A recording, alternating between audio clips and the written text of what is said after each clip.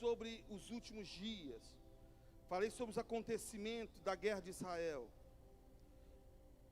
Ou seja, você não é mais inocente. Apóstolo, e agora? O que vai acontecer daqui para frente? Você também foi avisado.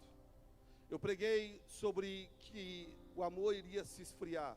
Por aumentar a iniquidade, o amor de muitos iria se esfriar. Eu disse para vocês, guarda teu coração. Nós vamos viver dias onde o inimigo vai tentar atacar a nossa fé. Vai tentar gerar esfriamento espiritual na tua vida. Nós vamos e já estamos vivenciando no mundo inteiro um esfriamento espiritual de uma maneira absurda, absurda, absurda, absurda. É impressionante. Eu tenho ministrado em alguns lugares e eu não gosto de sair muito, mas geralmente eu saio quando vou atender amigos, pessoas que caminham debaixo da cobertura espiritual. Além da igreja, eu tenho várias outras igrejas, vários outros pastores no Brasil que eu dou cobertura espiritual para eles. Então esses amigos eu atendo mais diretamente. E o que eu tenho encontrado é justamente isso. Pessoas compartilhando comigo como estão assustados com esfriamento espiritual, mas isso não é novidade para ser. Eu tenho falado sobre isso.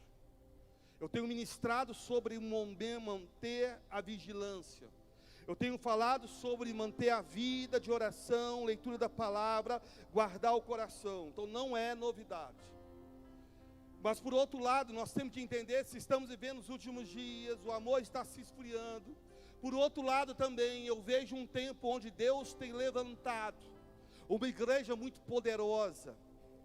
Eu tenho visto também que os remanescentes têm sido despertados de uma forma sobrenatural. Eu tenho visto também o que o Eterno tem feito. Os milagres voltando de uma forma incrível. Eu tenho visto também Deus levantando profetas nessa nação. Eu tenho visto Deus levantando mulheres cheias da unção. Eu tenho visto isso, crianças, Deus usando crianças para entregar revelações, profecias. Eu tenho visto que Deus tem feito grandes coisas. A palavra de domingo passado, a questão de Gideão, não é obra do acaso. Nós estamos chegando no tempo de realmente dos 300, mas cheios do poder de Deus. Homens e mulheres que irão fazer uma grande diferença. E já tem feito diferença. E a minha oração, ontem eu estava ministrando em Itaúna, eu disse isso, a minha oração tem sido, Deus, eu não quero ficar de fora deste mover. Eu não quero ficar de fora daquilo que o Senhor já começou a fazer no meio da tua igreja. Eu não quero ficar de fora. Para onde o Senhor tem nos conduzido, para onde Deus tem nos levado. E é sobre isso que eu quero nesta noite compartilhar. Uma palavra que anos atrás eu compartilhei, mas por ver o momento que nós estamos vivendo, num todo, eu trago ele novamente. Sobre como eu estou dizendo, nós estamos vivendo um tempo onde Deus irá levantar uma igreja poderosa e já está fazendo isto.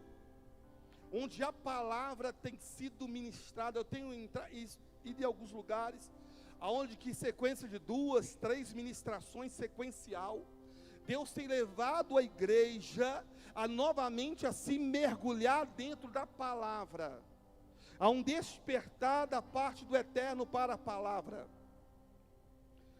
Apóstolo, eu quero viver esse tempo, eu quero então compartilhar algo com você. Anos atrás eu li um livro que me ajudou muito na minha vida espiritual. É um livro do W.T. Tozer. O W. Tozer, ele fala sobre um dos livros que me impactou no meu ministério. Ele fala sobre os 5 votos para receber o poder espiritual. Tozer compartilha sobre o homem de Deus que quer viver de acordo com a vontade daquele que o chamou. Ele tem que estabelecer esses votos na vida dele. Quando eu falo de voto, eu falo de compromisso.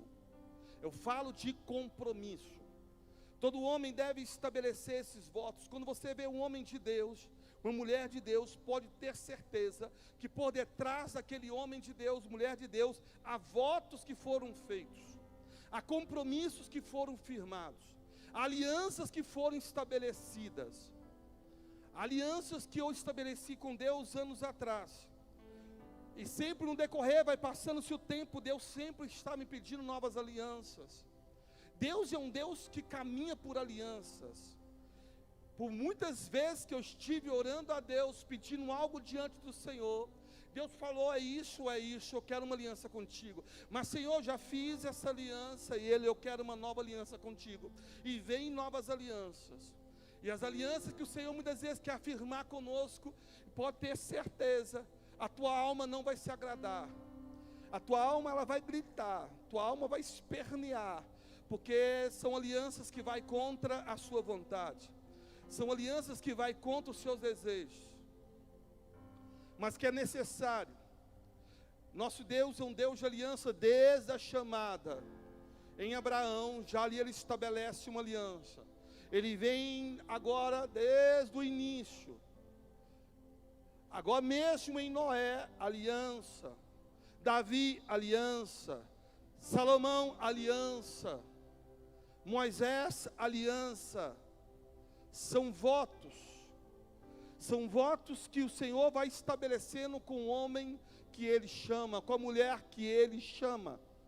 Ele vai estabelecendo alianças, à medida que você diz, Deus, eu quero te servir, Deus, eu quero que aconteça isso, Ele vem cá, senta aqui, eu quero um compromisso então da tua parte, eu quero um compromisso da tua parte, eu quero uma aliança que seja estabelecida entre nós. E todas as vezes, qual é o problema da aliança? O problema da aliança é que toda e qualquer situação, o Espírito Santo traz à tona ela. O Espírito Santo, ele traz à memória, não esqueça da aliança que foi estabelecida. Não esqueça do compromisso que você firmou. E esses votos que fazem diferença. Então, pode ser que de repente Deus te chama para alianças. Pode ser que Deus te chame para compromisso, mas entenda uma coisa. Deus só chama para alianças quem de fato Ele quer estabelecer um outro nível de relacionamento com Ele. Se Deus te chamou para uma aliança, é porque Ele quer estabelecer contigo um outro nível de relacionamento, de intimidade. É por isso que Ele tomar muito cuidado, quando você vê homens na internet, homens de Deus na internet, isso, aquilo, tomar muito cuidado com o que sai dos seus lábios, porque às vezes você pode não concordar com uma coisa ou outra, mas se este homem, esta mulher, ela é um homem, uma mulher aliançada com Deus, quando você toca nessas pessoas, você está tocando no próprio Deus. Por isso a vigilância, muita vigilância, eu sou muito vigilante, quando eu vou expor algum tipo de opinião, porque eu não sei qual o nível de aliança que este homem tem para com Deus, eu não sei qual o nível de aliança que essa mulher tem para com Deus, por isso há o cuidado.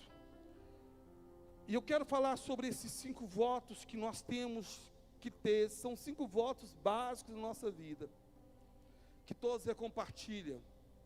O primeiro voto, que ele orienta aqueles que querem viver uma vida de santidade, que viver realmente e obter um poder espiritual, é sobre tratar seriamente o pecado na tua vida.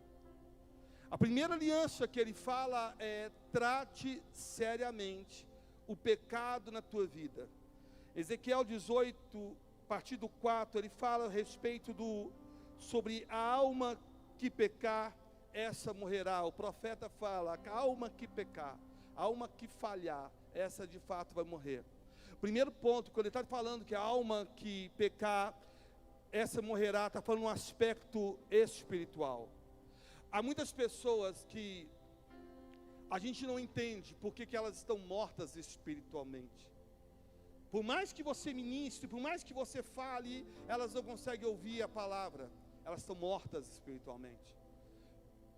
Muitas certamente descumpriram e não fizeram votos, de tratar seriamente o pecado na sua vida. E como que seria esse tratar o pecado na sua vida? Não tente, meus lindos, disfarçar o pecado que há em ti. Nós vivemos um tempo onde que a gente sempre está falando sobre o pecado do outro. Estamos sempre apontando o pecado do outro. Porque é cômodo transferir a responsabilidade e anular o nosso próprio erro. A gente temos uma tendência de sempre apontar a falha do outro. O que Deus está dizendo é, trata seriamente o pecado da tua vida, dê nome, o que é, onde você tem falhado, onde você tem errado. Qual é o seu pecado de estimação? Qual é a sua falha? E às vezes a gente quer fugir dos nossos pecados. Às vezes a gente acha que só o outro tem pecado. Eu falei um dia desses, às vezes a gente disfarça colocando até nomes que não existem. Tratar seriamente do pecado é olhar para mim e dizer, olha, esse meu comportamento na verdade, eu sou assim, eu tenho esse pecado na minha vida que precisa ser tratado. Eu falei sobre o dízimo e oferta. Trate o pecado seriamente de tua vida. Eu não entrego dízimo porque todos os pastores são ladrões. Eu não entrego dízimo porque para o pastor ficar trocando de carro. Eu não entrego dízimo porque eu prefiro ajudar quem precisa. Trate seriamente o pecado de tua vida. Você não entrega o dízimo porque você é avarento. Você é avarento. Você não confia em Deus. A tua fé está no dinheiro e não no Deus que supre necessidade. Há uma avareza em você, e você quer justificar a tua avareza, colocando o que você não entrega por causa de erro de outros. Você rouba a Deus, e esse pecado precisa ser seriamente tratado na tua vida. Você precisa encarar este pecado e dizer, Deus, eu tenho pecado contra ti, eu tenho pecado contra o Senhor. Eu tenho falhado, eu tenho sido desleal, eu tenho sido infiel à tua palavra. Eu tenho caminhado de acordo com as minhas convicções e não de acordo com as tuas palavras. Você tem que aprender a tratar seriamente o pecado na tua vida, dizendo, eu tenho pecado contra Deus, eu tenho roubado a Deus. E não sou eu que estou dizendo isso, é a Bíblia que fala. É isso que o homem pergunta, pode porventura o homem roubar a Deus? E a resposta do profeta é claro que pode. Vós tem me roubado no dízimo e nas ofertas. Alguém que não entrega o teu dízimo na Bíblia, eu não estou aqui, por favor, te acusando, a Bíblia chama de ladrão. Não sou eu, a Bíblia. Trate seriamente o pecado na tua vida, dizendo, Deus, eu tenho roubado, Senhor. O primeiro voto que a gente faz na nossa vida começa por tratando o nosso pecado. Você vê alguém postando algo e começa, aí fulano de tal chama fulano, chama ciclano, não me chama. Aí alguém fala, fulano está com ciúmes. Trate seriamente o pecado na tua vida. Você está com inveja, a inveja no teu coração. Você não pode ver nada que a tua inveja é imediatamente atiçada e se manifesta. Você é uma pessoa invejosa, e você precisa aceitar isso e dizer, senão nunca haverá libertação na sua vida. Se você não tratar esse pecado na tua vida, você vai continuar vindo em cultos como esse e vai embora da mesma forma. Se você não entender onde você tem errado, onde você tem pecado, como que a tua vida vai mudar? Você sabe muito bem, nós trabalhamos com discipulado, e o discipulado é ideal para isso, para que você possa procurar o teu discipulador e falar, olha, eu tenho errado nisso, eu tenho pecado, eu preciso de ajuda, eu preciso ser ajudado, eu não sei mais o que fazer. Abrir o teu coração, não deixar que o orgulho te domine. Precisa chamar o que é pecado, de fato, pecado. Quantos de nós, às vezes, a gente fica com o coração, porque eu estou chateado com o fulano de tal, por isso que eu não converso com ela, não converso com ele. Trate seriamente o pecado na tua vida. Você é uma pessoa orgulhosa e tem dificuldade de liberar perdão para outra. Você é orgulhosa. Esse orgulho pode te levar você para o inferno. Esse orgulho está destruindo a tua vida. Você tem dificuldade de lidar com o erro dos outros. Você é orgulhosa. E esse orgulho faz com que você vê erro em todo mundo, menos em você. Todo mundo tem falha, menos você. Todo mundo, e a gente percebe isso. Pessoas que são orgulhosas, você vai conversar com ela, começa a apontar erro de um monte de gente. Mas quanto a ela, é a melhor família, ela é a melhor esposa, é o melhor marido, é o melhor filho, tem o melhor filho. Nunca a família dela tem imperfeição. Os outros estão cheios de falhas. Você precisa tratar seriamente o pecado da tua vida. Você é orgulhoso. E este orgulho impede você de reconhecer as suas falhas, os seus pecados, as suas deficiências. A gente precisa dar o nome certo. A gente precisa corrigir e dar o nome que de fato a Bíblia chama. Que caixão não tem gaveta. Essa expressão de uma parte, de uma certa parte está certo. A questão é que quando eu falo que, quando você entende que e trata que de fato você não é dono de coisa alguma. Existe, Roberto, uma mordomia. O que é mordomia? Eu apenas cuido daquilo que é do Senhor. Mordomia. Tudo é de Deus. Tudo pertence a Ele. Nada é meu. O filho que você tem não é seu. O filho que eu tenho não é meu. A esposa que você tem não é sua. O marido não é seu. Nós não temos nada. Tudo pertence a Deus. Quando você entende isso e trata isso na tua vida, no teu coração, na verdade eu não tenho nada, tudo pertence a Deus. Você vai conseguir quebrar o poder que tem da ganância e da ambição na tua vida. Quando você entende que você não possui absolutamente nada. O carro que hoje você conseguiu trocar, foi o Senhor quem te abençoou. Foi o Senhor quem te confiou. A casa que você mora, foi o Senhor que permitiu que você morasse lá. A casa que você construiu, não após fui eu que construí, você não construiu. Você não pode comprar 1 grama de oxigênio para você viver aos céus. É Ele que te dá o oxigênio. É Ele que te dá a saúde. É Ele que desperta você pela manhã. E é Ele que te faz repousar pela madrugada. É Ele que sustenta, é Ele que te guarda a sua entrada e a sua saída. É Ele que te protege, é Ele que coloca anjo de guerra para proteger a tua vida, a tua casa, a tua família. É Ele que te guarda contra as doenças. É Ele que te cura das doenças.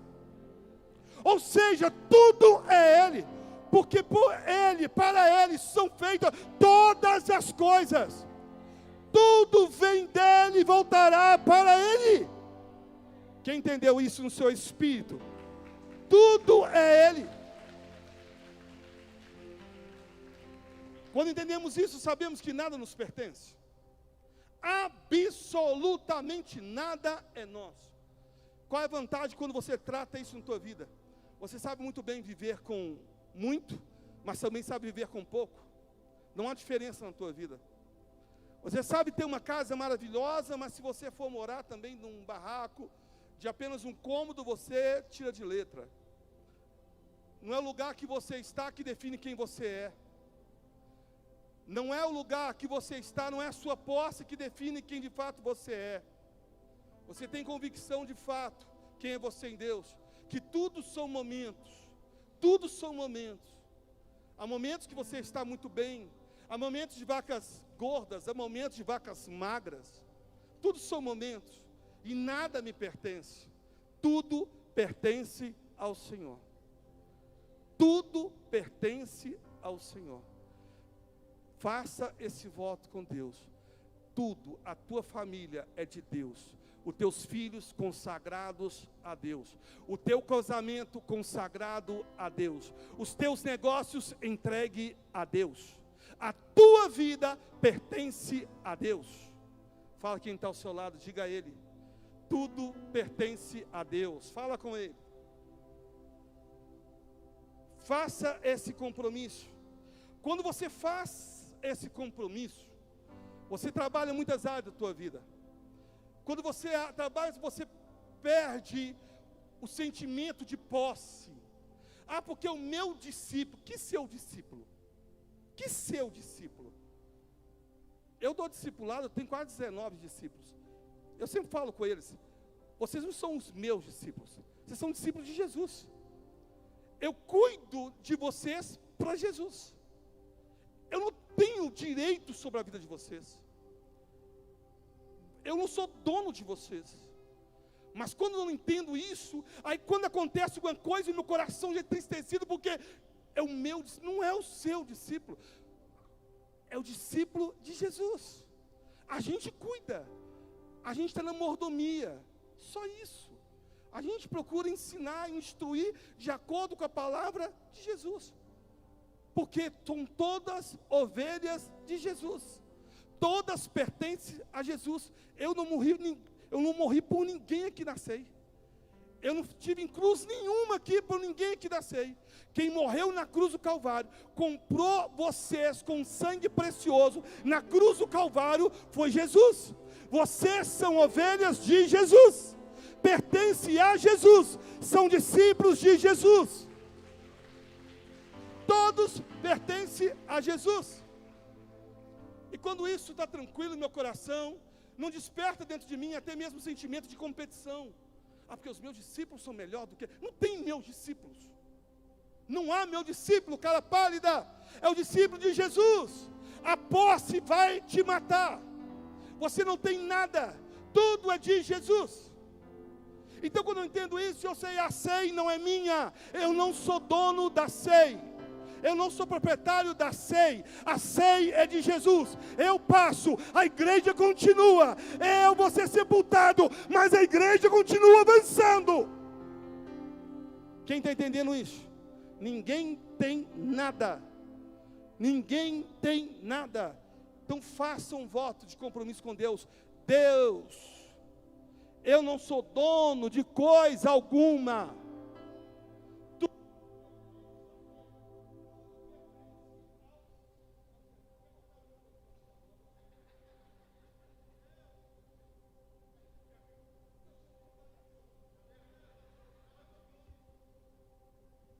Misericórdia. Então agora você repetir. Diga: Deus, eu não tenho coisa alguma. A minha família, os meus negócios, a minha vida é do Senhor. Dê uma salva de palmas a Ele. Aleluia. Terceiro voto. Nunca se defenda, repita comigo, nunca se defenda. Mexe que está ao seu lado, nunca se defenda. Por que isso? Porque o terceiro voto que todos ele fala. Tem que entender o seguinte: a defesa está em nós desde o nosso nascimento. O senso de defesa. Desde que nós nascemos, esse senso de defesa.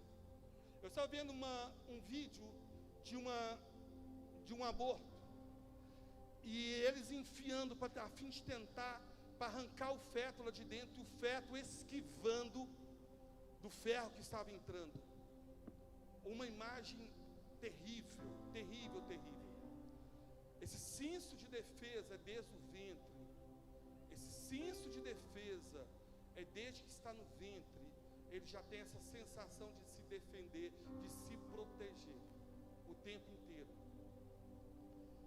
E nós crescemos nesse senso de proteção, de defesa o tempo inteiro. Qual é o problema disso, apóstolo?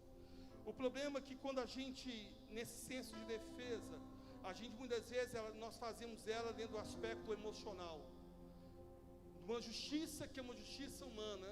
E esquecemos que o Senhor fala que a nossa justiça, ela é trapo de imundície diante do Senhor. E quando a Bíblia fala que a nossa justiça, ela é trapo de imundície diante do Senhor, esse trapo de imundície, no passado, era um pano que utilizava como absorvente. A mulher, nos dias da menstruação, a mulher colocava então um pano para poder reter justamente o sangue, do fluxo natural. Esse sangue, agora, nesse pano, é um trapo que tem agora se desfeito, porque biblicamente se vê como é uma impureza da mulher, uma orientação, inclusive, que o homem não pode se aproximar-se. O homem não pode deitar com a mulher nesses dias, porque ela se encontra num estado de impureza. E quando o Senhor fala que a justiça do homem é como um trapo de imundície, o Senhor está comparando a esse pano cheio de sangue de uma menstruação. É isso que Deus fala, é essa justiça que vocês têm. Porque é uma justiça hipócrita, é uma justiça mentirosa, é uma justiça que busca apenas seus interesses, uma justiça que vale apenas quando é contra os seus inimigos, mas quando é seus amigos você passa o pano, quando é seus amigos você coloca panos quentes. É isso que a Bíblia chama, é um trapo de imundície. A sua justiça não existe, é uma justiça mentirosa, que é partidária. É isso que ele chama a atenção. Então, quando fala, e é aí que nós temos que tratar na nossa vida seriamente, a respeito de não defender, é nós entender que a nossa justiça não vem de homens, a nossa justiça não pode ser argumento da minha alma, a minha justiça vem de Deus. A minha justiça vem do Senhor. Apóstolo, mas está falando isso, está fazendo aquilo. Deixa na mão de Deus, confia no Senhor. Não procure ficar se defendendo o tempo inteiro, porque você vai ficar só se ferindo, se ferindo, se ferindo, se ferindo, se ferindo. Apóstolo, mas falou uma justiça, coloca diante do Senhor. O que eu faço? Toda injustiça que chega aos meus ouvidos, o que eu faço? No meu lugar secreto. Deus, aqui. Deus, aqui. Deus, falaram isso. Deus, falaram aquilo. Deus, se levantaram. Deus, é Deus. Eu não vou me defender. Tu és o justo juiz.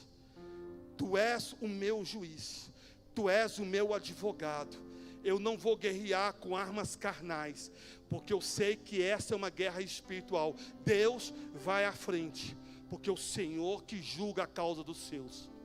Quem está entendendo isso? Quem está entendendo isso?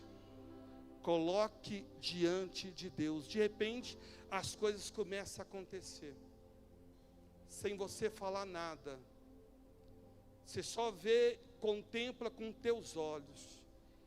É o que o salmista diz: prepare uma mesa na presença dos meus inimigos, unja minha cabeça com óleo, e meu cálice transborda. Mesa é comunhão, mesa é relacionamento, na presença, relacionamento com Deus, é na mesa, é no lugar secreto. Mesa fala de lugar secreto. Então você tem que pegar e colocar diante de Deus. Não se defenda, não argumente. Nossa, mas posso fazer nada? Não sou eu que faço, é Ele. Não sou eu que me defendo, é Ele. Não sou eu que julgo, é Ele. Isso eu aprendi anos atrás. Eu me lembro que eu estava saindo da igreja onde nós éramos, Missão em Cristo, onde conheci a minha esposa. Eu me lembro que foi um homem na porta, e esse homem começou, pastor Euler, de vez em quando ele entra na live, ele mandou mensagem para mim, dizendo que ele assiste os cultos. Foi um pastor que influenciou muito na minha vida, principalmente no lado pentecostal. Pastor Rogério foi um homem de Deus na minha vida, me influenciou muito. Mas a parte pentecostal foi o pastor Euler. Na minha vida, do pastor Wilkerson, da pastora, pastor Euler foi um homem que me ensinou a subir ao monte. Foi um homem que me ensinou a buscar os dons espirituais. Foi um homem que orou por mim no monte, transferindo a unção que havia sobre a vida dele. Foi ele que fez isso. Então é uma pessoa que eu amo muito, carrego com muito carinho no meu coração. Eu me lembro que o pastor Euler estava saindo da igreja e uma pessoa do lado de fora aguardando, já estava discutindo com alguns diáconos, quebrando pau com alguns diáconos. Ele chegou e falou assim: eu quero pegar você, ô pastor safado, sem vergonha. Você profetizou aquilo sobre minha mãe, lá em casa, eu estou sabendo, mas você jogou foi uma indireta para ela, porque você está sabendo muito bem que a minha mãe, ela está atualmente namorando uma outra pessoa. Parece, na época, a mamãe dele era separada do pai, porque o pai agredia muito a mãe, separou, divorciou, e agora a mãe estava conhecendo uma outra pessoa. Mas ninguém sabia, mas alguns filhos sabiam, mas a comunidade aqui perto, no bairro Alvorada, ninguém sabia. Pastor Euler estava um dia lá, nós estávamos juntos, e Deus usou ele para poder falar com ela, a respeito deste pecado dela. Porque ela estava já tendo relação, tudo num processo de erro, não tinha casado com aquele homem. E ele chegou, estava todo mundo na casa, estava cheio, e Deus pegou ele cheio do Espírito Santo e falou: Deus manda dizer, conserta. Até quando vai ficar escondendo aquele homem? E foi um susto para todos. Ele entregou. Quando chegou no domingo, o filho foi agora na porta e tentou acabar com o pastor, dizendo: eu vou te matar, seu safado, você expôs minha mãe diante de todo mundo. E ele nem sabia de nada. Eu não esqueço uma coisa que ele falou, eu estava do lado dele, eu era um diácono, e o pastor ele falou assim: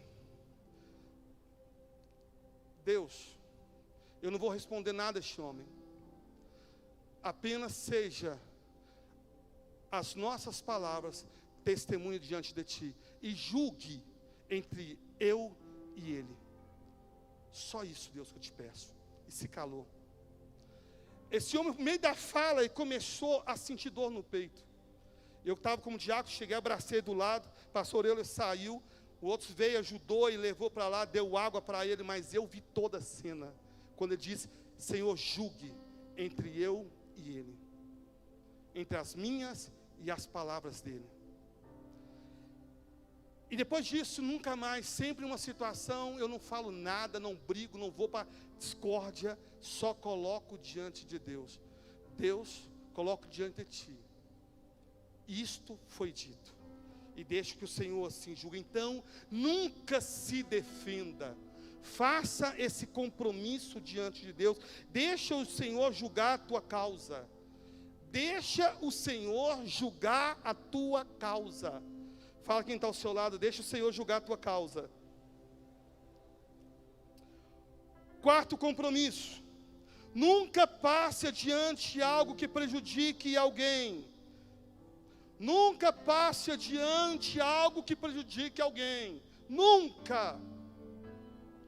Esse compromisso, meus lindos, tem que ser um compromisso entre você e Deus. Você tem que entender que se algo que você ouviu acerca de uma pessoa, você sabe que se você compartilhar com alguém, você vai prejudicar aquela pessoa.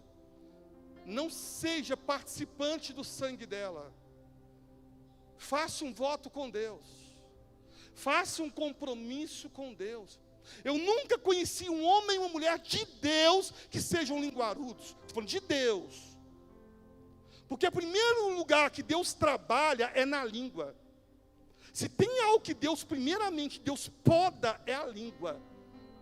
É onde que Deus trabalha. Apóstolo, mas eu conheço gente assim e fala demais. Não é de Deus. Não é de Deus. Conhece a Bíblia, ora, mas não é de Deus. O que é de Deus, você sabe muito bem, por aquilo que sai dos seus lábios. A boca fala, o coração está cheio. É pelos frutos que você conhece a árvore. Eu não conheço, desconheço. Então, não passa nada. Faça um compromisso com Deus. Eu quero viver cheio do poder do Espírito Santo. Eu quero ser um homem cheio do poder de Deus. Uma mulher cheia do poder de Deus. Então, guarda a tua boca. Não passe adiante algo que prejudique alguém. Não passe o que você vai ganhar contando algo que vai prejudicar a vida de alguém. Sabe, muitas vezes nós agimos como Caim. João fala sobre isso. Muitas vezes nós agimos como Caim, matando os nossos irmãos. Quantas pessoas que estão desviadas, que não querem mais pisar numa igreja, porque alguém levantou contra a vida delas? Quantas que estão decepcionadas lá fora, porque alguém falou mal da família delas? Alguém falou da vida delas? Quantos? Cuidado, porque um dia Deus irá te cobrar por essas palavras. Nunca passe para frente. Nunca passa. Mateus 7:2, o Senhor Jesus fala que pelas nossas palavras nós seremos justificados ou condenados. É seu? Não é. O que você está falando é da tua vida? Eu sempre falo isso aos meus discípulos, quando vai dar o discipulado. Quando começou a dar o discipulado, alguém começou a falar na vida do outro, corta na hora. Eu quero que você fale de você. Fala de você. Quando foram as vezes que às vezes eu estou ali em aconselhamento, alguém começa, e tem muitos aqui que já foram cortados, sabe que eu sou assim. Começa a falar de outro, não. Eu quero que você fale de você. Fala de você. Nunca fale de alguém pelas costas, alguém que não tem o direito nem de se defender. Isso é ato de covardia. Você está falando com alguém que não tem a condição de se pronunciar e se defender. Isso é covardia. Você está falando e fazendo as coisas pelas costas. Você é pior do que alguém que nunca ouviu uma palavra de Deus. Você é um cristão, meu irmão. Cristão é semelhante a Cristo. Cristo não fala mal das pessoas. Cristo ama as pessoas. Você pode dar uma salva de palmas, Jesus? Cristo ama as pessoas. Então não esqueça disso, pelo amor que você tem a Deus. Pelo amor que você tem a Jesus Cristo de Nazaré. Faça um compromisso com Deus. Nunca passa diante algo que prejudica. Apóstolo, eu não passo não, mas fulano, ciclano passa. Mas se você cala, se você ouve e não fala nada, você também é participante do mesmo pecado. Você é omisso. Para manter a amizade, você quebra a amizade com Cristo. Para manter o relacionamento com o seu amiguinho, você esquece daquele que você aliançou com ele. Você esquece. O teu compromisso, o meu compromisso, primeiramente, meus lindos, é com a palavra. O teu compromisso é com a palavra. O meu compromisso é com a verdade. O teu compromisso é com a verdade. Quem está entendendo isso? Por causa disso, quantos não estão mortos espiritualmente? Quando assusta, não é um que está morto, é os 2 amiguinhos que estão mortos, 3 amiguinhos estão mortos, 4 amiguinhos estão mortos. Aí fica andando aquele grupinho de 5, 6 amigos, todos mortos espiritualmente. Porque nenhum foi profeta de Deus para tratar, para corrigir, para exortar. Ninguém teve a coragem, omissos, covardes. Quando a Bíblia fala que os covardes não herdarão o reino de Deus, os covardes são esses que sabem do erro e se calam. Covarde. Você sabe que tua esposa está indo para o inferno, você não fala. Você sabe que teu filho está indo para o inferno, não fala. Você sabe que teu irmão está indo para o inferno, não fala. Covarde. Covarde. Não passe adiante. Fala quem está ao seu lado novamente. Não passe adiante, cara pálida. Não passe adiante. Um dia eu estava pregando lá em São Lourenço. Aí alguém, São Lourenço, gente. São Lourenço. 350 quilômetros daqui. Um membro da igreja chegou no canto e soltou um áudio meu que eu compartilhei aqui na igreja, com alguém da igreja. Uma chamada de atenção. Por isso que eu não gosto de ficar conversando muito com áudio para aqui, para lá. Não gosto. Porque eu sei que aquilo ali o cãozinho pega e vai correndo. Aí prende para cá, manda para lá, e manda para lá, e vai aqui, ó. E o capetinho vai indo. Está em São Lourenço. Eu falo, que diacho disso, essa bênção. São Lourenço. Rapaz, eu tenho um ódio do Senhor. Achei que é bênção, rapaz. Achei que é bênção. Por quê? Isso aqui, ó, passar adiante, algo que prejudica. Passar adiante, passar adiante. Toma cuidado, meu irmão, toma cuidado, meu irmão. Toma cuidado. Tome cuidado. E o último, nunca aceite qualquer glória. Qual que é o último? Nunca aceite qualquer glória. Mexe quem está ao seu lado, fala, está doendo teu lombo? Pergunta a ele, está doendo teu lombo? Pergunta a ele, está doendo ou não? Nunca aceite qualquer glória. O que é isso, não aceitar qualquer glória? Meus lindos, a minha pregação, a pregação que eu trago isso no altar, Deus cura, Deus liberta, Deus restaura. Quantas não são as vidas que compartilham comigo? Apóstolo, essa palavra foi bênção demais. Apóstolo, você acredita, depois da oração que você fez na live, o meu sobrinho que estava com câncer foi curado. Apóstolo, acredita que depois que tomou a água, aconteceu isso e aquilo. Eu ouço testemunho todos os dias. O meu Instagram não consigo nem responder todas as mensagens, de tantas que chegam, todos os dias alguém mandando. Isso não me ilude. Isto não me ilude, porque eu sei que a minha palavra não muda nada, mas a palavra de Deus que cura, liberta e restaura. O que muda não é simplesmente a minha oração, mas o que age por trás da oração, é o poder de Deus. Quem opera não sou eu, quem opera é Ele. Quem cura não sou eu, quem cura é Ele. Quem profetiza não sou eu, quem profetiza é Ele. Tudo é dEle, tudo é Ele. Qual é o problema disso aqui? É que nós estamos vivendo os dias de hoje. Eu falava com a minha esposa, a pastora, nós conversávamos sobre isso. E ela falou, amor, eu tenho coisas que às vezes eu fico na dúvida. Uma coisa não entre nós. Como pode essa pessoa ser usada por Deus? Não é possível. Não é possível que fulano, sim, algo entre nós como pastores, como marido e mulher, tentando entender no Espírito, não é possível, como que Deus usa? Eu falo, amor, por isso que Jesus diz que nos últimos dias, muitos irão dizer, em teu nome, Senhor, eu profetizei, expulsei demônios. E o Senhor vai dizer, aparta de mim, porque eu não vos conheço. Tem pessoas que fazem as coisas pelo dom, e o dom não é dela, o dom é do Espírito. Mas quando Jesus ele fala, aparta de mim, você, na verdade, é o dom que fazia as coisas pela misericórdia que o Senhor tinha por aquela vida. Mas você, eu nunca te conheci. Eu não sei quem é você, nunca tive intimidade com você. Quando eu falo eu não te conheço, aparta de mim porque eu não te conheço, eu não sei quem é você. Nós nunca conversamos, nós nunca nos falamos. Nós não temos intimidade. Essa expressão de eu não te conheço é a mesma expressão de relação sexual na Bíblia. É a mesma expressão de relação sexual. O que está dizendo nós nunca tivemos intimidade. Eu não sei quem é você no espírito.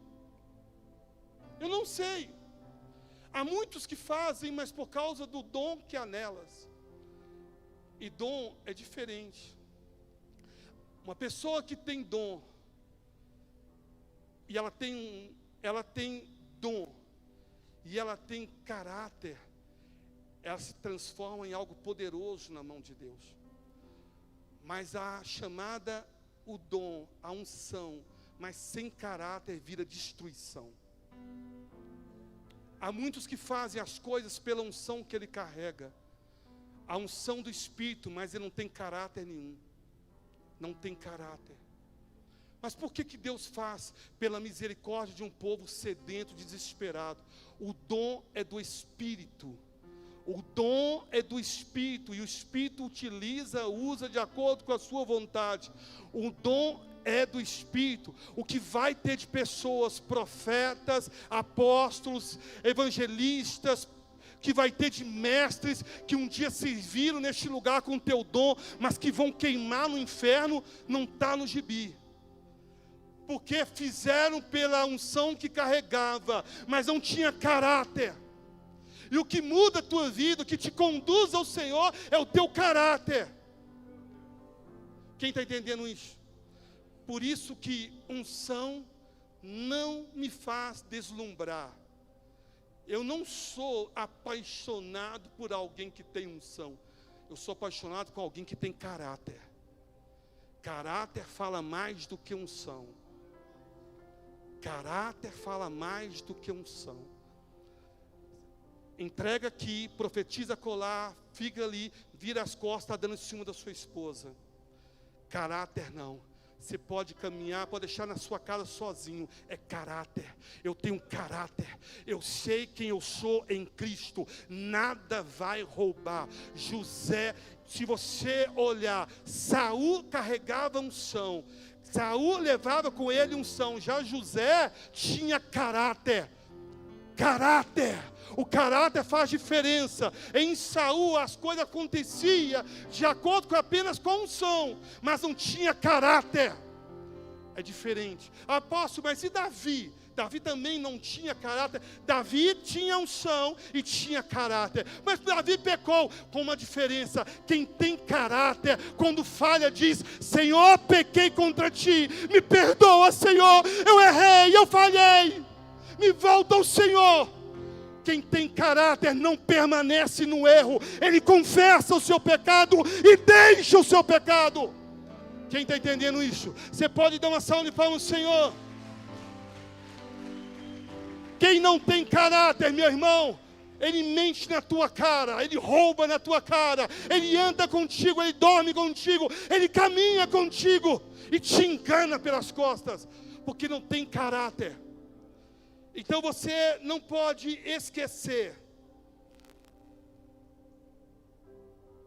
Eu tenho líderes nesses 18 anos de CI, eu louvo a Deus. Porque eu nunca me preocupei em toda a liderança na igreja, nunca me preocupei em ter líderes que tivessem dons, disse aquilo, nunca. Eu vou colocar fulano de tal. Quem participa das reuniões comigo, da diretoria, sabe que a discussão dos pastores, pastor que sabe, eu nunca falei, porque fulano de tal, ele entrega a profecia, fulano de tal, ele é assim, é colar, nunca. Sempre, porque fulano de tal tem caráter. Fulano de tal, eu nunca ouvi falar nada sobre ele. Fulano de tal, ele tem um comportamento correto, ele é certo naquilo que faz, naquilo que fala. Porque o que deve pesar sempre é o caráter.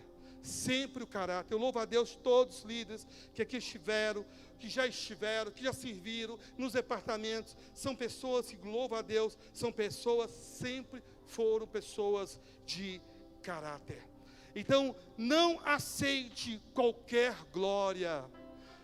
Nada seu. Nada é por você. O dom que você tem, não é porque você é demais. Eu sou, você não é nada. Você não é nada. Você não é nada. A pastora Kênia que gosta de ficar falando, ela gosta de dizer que ela fica usando a expressão que nunca tinha ouvido falar disso. Eu ouvi dela a primeira vez, que é o mosquito do cavalo do bandido. Não que é? É o cocô? Cocô? É o mosquito do cocô do cavalo do bandido. Aí, nunca ouvi isso. Mas, gente, nós não somos nada. Nada. Sabe o que é nada?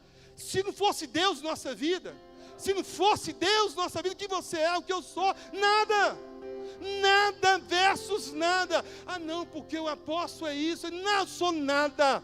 Porque ele prega, porque ele fala, porque ensina, porque tem formação. Sou nada. Nada versus nada. Assim como você também não é nada.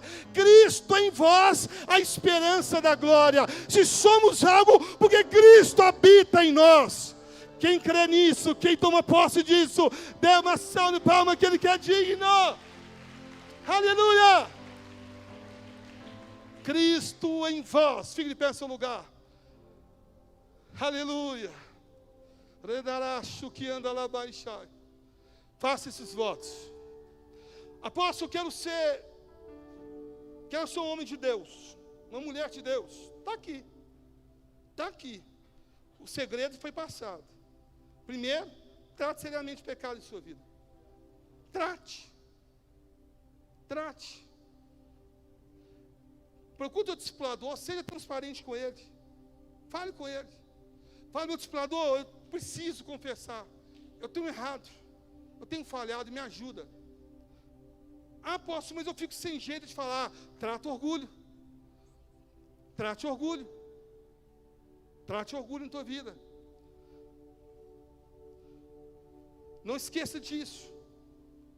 Não esqueça disso. Não seja dono de coisa alguma. Tudo que você tem, na verdade, pertence a quem, gente? A Deus. Sabe aquele carro zero que você vai comprar no próximo ano? É Deus que vai confiar em você. Eu acho que você não entendeu. Sabe o novo carro que você vai comprar, ou você vai trocar? É Deus que vai confiar em você. Sabe o apartamento que você está querendo tirar, porque você não quer continuar pagando aluguel? É Deus que vai te confiar. Quem está entendendo isso? Sabe o seu emprego, que se você vai ser abençoado, o seu salário vai aumentar? É Deus que vai te conceder. Quem crê nisso? Sabe a faculdade que você vai fazer? É Deus que vai abrir as portas. É Deus. Tudo é Deus, tudo é Deus. Não esqueça. Não se defenda. Nunca o quê? Se defenda. Apóstolo, mas isso, aquilo, tal. Cuidado. Leva para Deus. Às vezes você está morto espiritualmente por querer ficar justificando demais, brigando demais. Leva para Deus. Apóstolo, mas a minha família está sendo injusta comigo. Leva para Deus. Ah, mas leva para Deus. Libere, leva para Deus. Deus, está diante do Senhor. Eu libero, está mais do que perdoado. Faz o Senhor justiça, porque Tu és o justo juiz. Não cabe a mim, não cabe a mim, não cabe a mim. Leve diante de Deus. Não se defenda, não se defenda. Não passe adiante algo que prejudique alguém. Não passe. Se for passar algo, que seja algo bom. Algo bom. Nossa, você viu a Paloma? Paloma estava cheia de unção lá no altar. Você viu a Juliana, mulher de Deus. Está sabendo o Roberto? Roberto trocou de carro, está com carro zero agora. Deus tem abençoado os negócios dele. Tem que levar algo bom. Algo bom. Apóstolo, mas foi ruim. Se for alguma coisa ruim, você vai resolver? É da sua conta? É da sua conta? Não é. Porque você está entrando em coisa que não te pertence. Deixa de ser enxerido. Não é da sua conta. Se for para passar, passa bênção. Não, fulano de tal, você acredita que estava conversando com Ciclano, e Ciclano estava falando que a Paloma estava uma bênção no altar. Você reparou? Não, realmente estava uma bênção. Estava lá com uma calça, que cor é essa calça aí? Laranja. Uma calça laranja. Estava linda, estava cheia de Deus. Você viu fulano de tal na igreja? Que bênção. Glória a Deus, está no culto? Estava. Fulano de tal, você sabe o que já fez, né? Eu não quero saber. Eu quero saber que ele estava lá adorando a Deus, buscando a presença do Senhor. É isso que eu quero saber. Ah, mas você sabe que fez no passado? Problema. O passado já passou. Se ele está tentando ficar livre dele, é eu que vou pegar para mim? Deixa para lá. Quem está entendendo isso? Não passa nada, não passa nada. E não esqueça, nunca aceite a glória. Tudo é Deus, a unção é de Deus, o dom é de Deus, o poder de Deus. Tudo vem dEle e volta para Ele. Você não é nada. Na verdade é Cristo na sua vida. Se nós somos algo, porque o Senhor nos fez filho pelo sangue que foi derramado na cruz do Calvário. Nós estamos julgados, condenados a vivermos na eternidade no inferno. Mas Ele nos amou.